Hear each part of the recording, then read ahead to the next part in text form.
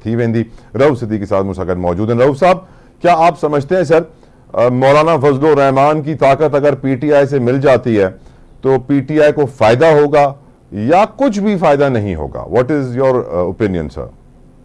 देखिए, सियासी मामलात को अगर आप जरा सा देख ले कि जब पीटीआई की हुकूमत थी तो उनके पास सिर्फ 7 वोट थे और 7 वोट पर इन्होंने 4 बरस हुकूमत की थी। वो भी आपको पता है कि डंडा डोली करके चलाई गई थी और जबरदस्ती चलाई गई थी, और वो भी 7 वोट एमकेएम के थे।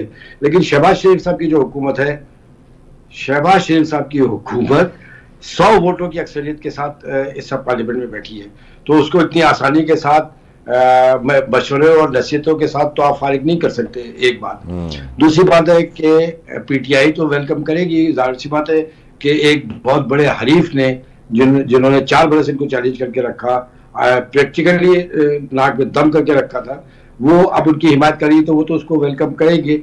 लेकिन इतनी जल्दी रिजीम चेंज पाकिस्तान के इकोनॉमिकल मामलात में मेरे ख्याल में ये किसी को भी वर्ष नहीं करेगा।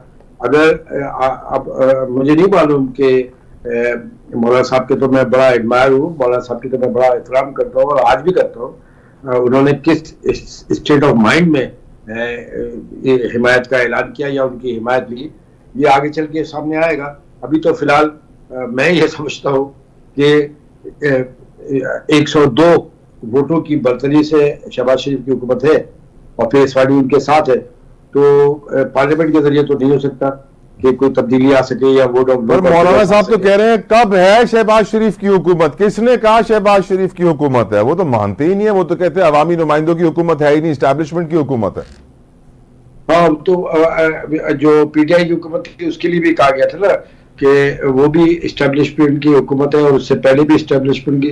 क्यों एस्टैब्लिशमेंट को इतना गाली बनाने की कोशिश की जा रही है, जबकि सबके सब अपने अपने वक्तों में एस्टैब्लिशमेंट के बगैर आप हुकूमत ही नहीं कर सकते। दुनिया में नहीं है हुकूमत हो सकती। आप क्या समझते हैं अमेरिका की हुकूमत बगैर एस्टैब्लिशमेंट की हुकूमत चलाई जा रही है, या इंग्लैंड की, या जब से तबद्दुल आया है इंसान में और हुक्मरानी बनी है और बादशाह बने, तो उनकी एस्टैब्लिशमेंट ही तो बुनियादी तौर पे हुक्मरानी करती रही है।